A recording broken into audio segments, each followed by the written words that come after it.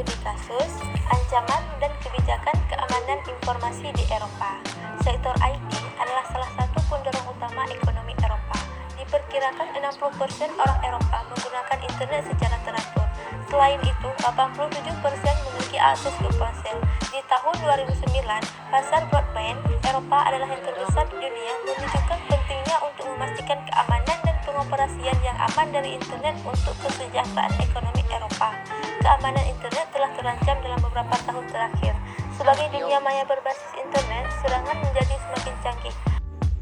Pada tahun 2007, Estonia mengalami serangan siber besar-besaran untuk mempengaruhi pemerintah, sistem perbankan, media, dan layanan lainnya.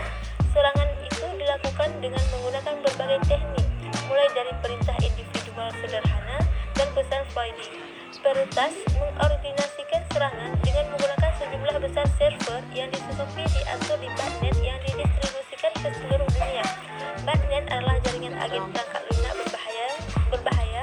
Jaringan ini dibuat dengan menginstal malware yang mengeksploitasi kerentanan server web, sistem operasi, atau aplikasi untuk mengendalikan komputer yang terinfeksi.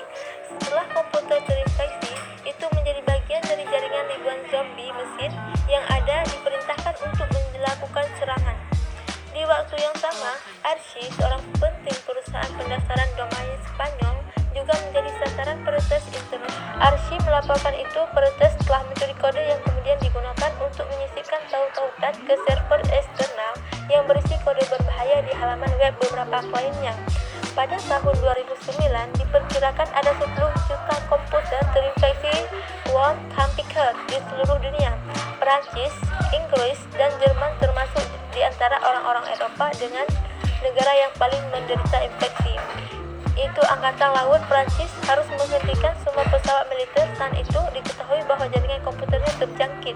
Di Inggris, komputer terinfeksi worms di Kementerian Pertahanan, kota Manchester, Dewan Kota, dan jaringan IT polisi.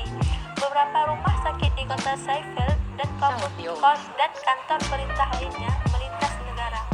Komputer di jaringan tentara Jerman juga dilaporkan terinfeksi. Sekali diinstal di komputer, hacker dapat mengunduh dan menginstal malware lainnya dari web yang dikendalikan situs, sehingga komputer yang terinfeksi bisa jadi penuh kendali para peretas. Ini ancaman wormware canggih yang menargetkan sistem industri terdeteksi di Jerman, Norwegia, Cina, Iran, India, Indonesia, dan negara lainnya. Wormware yang dikenal sebagai Stuxnet terinfeksi phishing window yang menjalankan provision, kontrol, dan sistem kontrol akuisisi data Stuxnet dari perusahaan Jerman Stuxnet disebarkan melalui perangkat USB. Para ahli memperkirakan hingga 1.000 mesin terinfeksi setiap hari. Puncanya dari infeksi wormware tersembunyi di pintasan ke program yang dapat dieksekusi. Dijalankan secara otomatis ketika konteks field drive USB yang terinfeksi ditampilkan. Memperkembangkan teknik yang sama, Word mampu menginstal Word lainnya. Awalnya, pakar keamanan diungkapkan bahwa Stuxnet dirancang untuk mencari rahasia industri dari segi visualisasi dan kontrol sistem perangkat lunak dari segmen. Namun, data yang dikumpulkan kemudian oleh para ahli lain menunjukkan bahwa Word tersebut sebenarnya mencari beberapa programmer tertentu, perangkat logis controlling PLC yang digunakan secara spesifik pabrik industri. Fakta yang menunjukkan kemungkinan bahwa wormware adalah yang terinfeksi dari server mengalami kerusakan fisik. Sertifikasi yang diwakili oleh ancaman secara canggih itu sumber daya industri di Eropa dan bagian dari dunia yang tidak bisa diremehkan. Pada 2021, negara anggota UE telah mereka kelompok ahli yang bertanggung jawab untuk menanggapi insiden dalam keamanan informasi. Kelompok-kelompok ini kurang koordinasi dan tidak banyak bertukar informasi. Untuk mengatasinya, pada tahun 2004, orang Eropa Komisis mendirikan Jaringan Eropa dan Badan Keamanan Informasi INSIA dengan tujuan mengkoordinasikan upaya pencegahan dan penanggulangan lebih efektif untuk potensi ancaman keamanan yang lebih berbahaya. Tujuan utama INSIA adalah untuk mengamankan 362 bagian infrastruktur informasi Eropa, memproduksikan standar keamanan dan mendidik masyarakat umum tentang masalah keamanan. Indonesia menyelenggarakan Pan-Empor Kritikal pertama, latihan pelindungan infrastruktur informasi, yang langsung pada 2010. Latihan ini menguji efisiensi produk dan hubungan komunikasi antara negara anggota dalam kasus insiden terjadi akan mempengaruhi normal pengoperasian internal.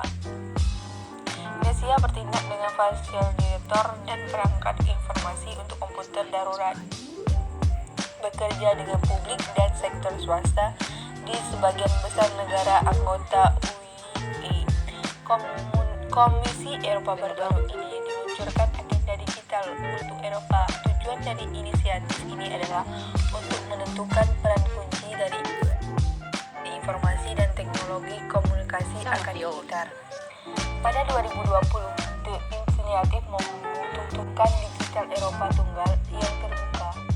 Pasar tujuan lainnya adalah kecelakaan Broadway 30 Mbps tersedia untuk semua warga negara Eropa pada tahun 2020. Dari segi keamanan, inisiatif pertimbangan implementasi langkah-langkah untuk melindungi privasi dan membentuk jaringan yang berfungsi dengan baik GERT untuk mencegah kejahatan dunia maya yang merespons secara efektif untuk serangan siber.